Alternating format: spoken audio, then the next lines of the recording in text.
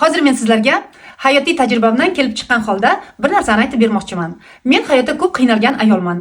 Xursandchilik vaqtlarim ham bo'lgan, xafa bo'lgan vaqtlarim ham bo'lgan. O'g'limni o'zim yolg'iz Rossiyada katta qilib voyaga yetkazdim. Har xil holat bo'lgan albatta. Ishga borgim kelmagan vaqtlar bo'lgan, charchagan, og'rib qolgan vaqtlarim bo'lgan. Даже joy to'shakdan tura olmay, xudo qachon shu qiyinchiliklar tugaydi degan vaqtlarim ham bo'lgan. Shunda meni bir narsa faqat qutqargan. Bir narsa qutqargan. Shu nima qutqarganligini sizlarga hozir ko'rsataman. Uni aksi tarafi ham bor. Juda xursand bo'lib ketsangiz ham o'sha narsani siz har doim miyangizda yoki ko'zingiz oldida ko'rishingiz kerak. Yuring, hozir sizlarga ko'rsataman. U qanaqa so'zlar ekanligini. Ketdik. Masalan, ertalab uyqudan turdim, ishga borgim kelmayapti. Yoki og'rib qoldim, yoki kayfiyatim yo'q, hech narsa yoqmayapti. Yoki bir yomon xabar eshitdim. O'shanda har qaysi ko'zim tushadigan joyga mana bunaqa yozuvni yozib yopishtirib qo'yar edim. Ko'zim asosan qayerga tushadi? Ertalab shuni ochsam, ertalab uyg'onsam, mana shu qog'ozga, yozuvga ko'zim tushadi. Mana shunaqa qilib yopishtirib qo'yaman. Har doim ham shunday bo'lmaydi. Ya'ni bu ham o'tib ketadi. Xafa bo'ldingmi? Har doim shunday bo'lmaydi. U degani bu kuning sen baxtsizsan degani emas. Bu shunchaki yomon kun. Ertaga yaxshi bo'ladi degani. Har doim ham shunday bo'lmaydi. Shunday bo'lmaydi mana. Shunaqa qilib yopishtirib qo'yar edim. Shu so'zlar meni joydan turib, ishga borib, hayotda davom etkazishga yordam berar edi. Spalniga yopishtirib qo'yar edim yotoq joyimga. Keyin oshxonaga yopishtirar edim va vannaxonaga.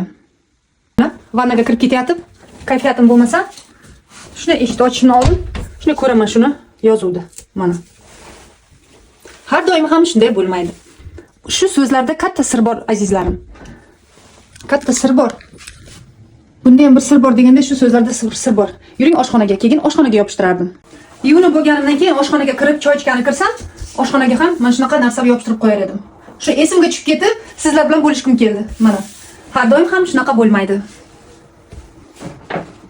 Mana. Bu so'zlar juda sehrli so'zlar. Yaxshi narsani o'ylab, zaявка bersangiz, masalan, zaявка berasiz, zaявка degan niyat. O'sha mana bu vселенной, o'zbekchasiga nima deyiladi vселенной? Esimdan chiqdi. Vселенной, ya'ni Xudoyimmi, tabiatmi, shu sizning xohishingizga qarab podstроиться bo'ladi. To'g'rilaydi, sizning xohishingiz to'g'rilab sizga jo'natadi o'sha narsani. Lekin ba'zi bir sinovlar beradi. O'sha sinovlardan siz o'ta olishingiz kerak. Albatta hammasi yaxshi bo'lib ketadi, lekin yomon narsani o'ylamaslik kerak. Shundagina hayotingiz go'zal va baxtli bo'lasiz. Sevib turmush quraman desangiz, albatta sevib turmush qurasiz. Yaxshi niyat qilib yaxshi inson uchratay desangiz, albatta shu insonni siz uchratasiz. Farzand ko'ray desangiz, farzand ko'rasiz. Pul ishlab boyib ketaman desangiz, u niyatingiz ham to'g'ri. Masalan, menda hech qachon boyib ketish niyatim bo'lmagan. Shuning uchun ham balkim boyib ketmagandirman. Menda ozgina boshqa niyat bor edi. O'sha niyatimga yarasha mana hozir hayotim shunaqa bo'lyapti. Shunaqa hayotda to'g'risi orzu qilib, har kun ertalab turib shuni orzu qilar edim.